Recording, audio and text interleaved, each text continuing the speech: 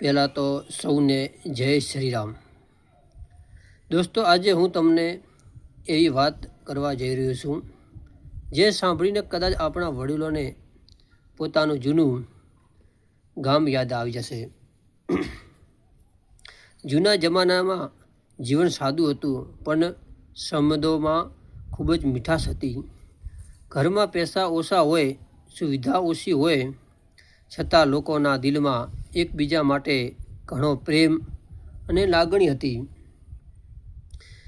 એ સમયે સવાર પડતા જ વડીલોના આશીર્વાદ લેવાના, ઘરના મોટા માણસોને માન આપવાનું અને મહેમાન આવે તો ભગવાન સમાન તેવું સ્વાગત કરવાનું, આ આપણી સંસ્કૃતિ હતી।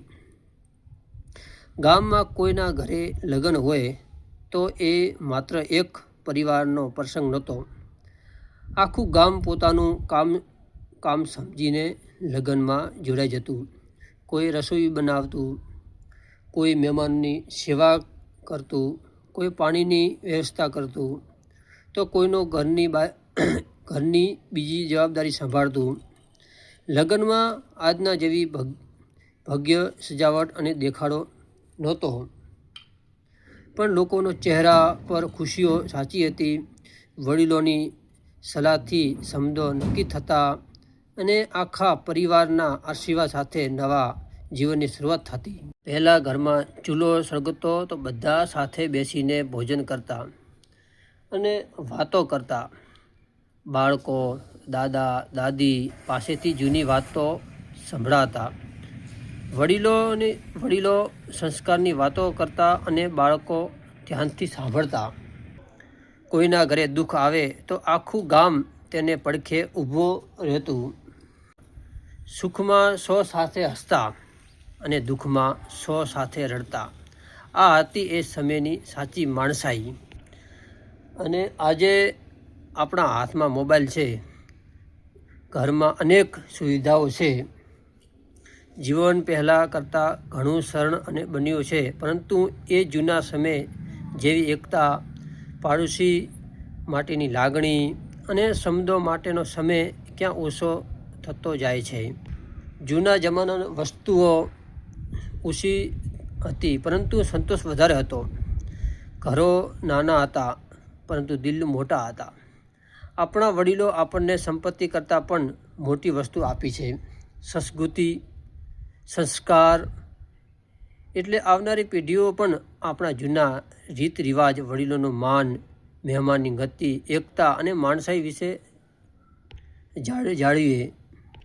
કારણ કે સમય બદલાઈ શકે છે, જમાનો બદલાઈ શકે છે, પરંતુ આપણા સંસ્કાર ક્યારેય બદલવા જોઈએ નહીં।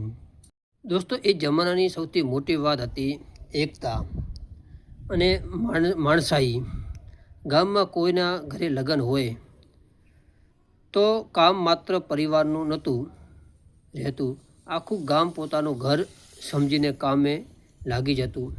કોઈ લોટ બાંધતું, કોઈ રસોઈ બનાવતું, કોઈ મહેમાનને જમાડતું અને કોઈ બહારથી આવનાર લોકોને સંભાળ રાખતું।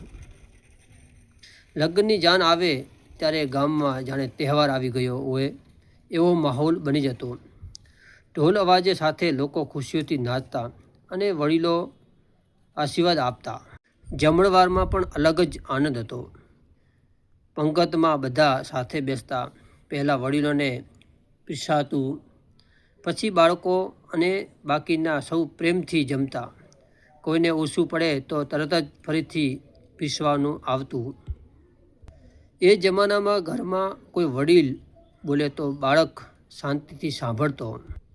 દાદા દાદી રાત્રે બાળકોની વાતો સંભળાવતા, રાજા રાણીની વાતો, ભગવાનની કથા અને પોતાના જીવનની અનુભવ દ્વારા બાળકોને સંસ્કાર આપતા। એ જમાનો હતો યાર। અને આજે આપણા બાળકને દુનિયાની ઘણી માહિતી મોબાઈલથી મળી જાય છે, પરંતુ વડીલોના અનુભવથી મળતા સંસ્કાર કોઈ મોબાઈલ આપી શકતું નથી। આજની જૂની યાદોની વાતો અહીં પૂરી કરું છું।